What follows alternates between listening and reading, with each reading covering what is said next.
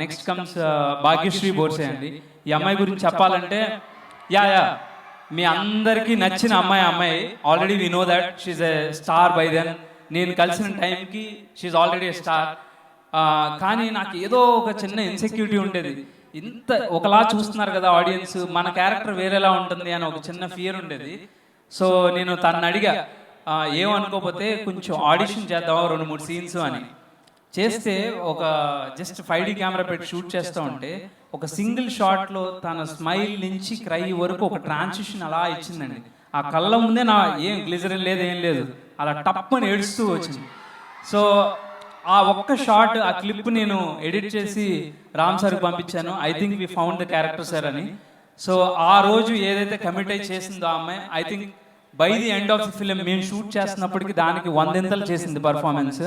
So she's just not a glamour doll, she's there. అంటే మనం చూసాం చాలా అందమైన అమ్మాయిలు, అనుష్క శెట్టి గారు, వీళ్ళందరూ చాలా బ్యూటిఫుల్గా ఎంటర్ అయ్యి వాళ్ళ పర్ఫార్మెన్సెస్తో మనం ఎక్కడ ఏ స్టేజ్లో ఉన్నారనేది. I hope Bhagyashri Borse will stay here for ever.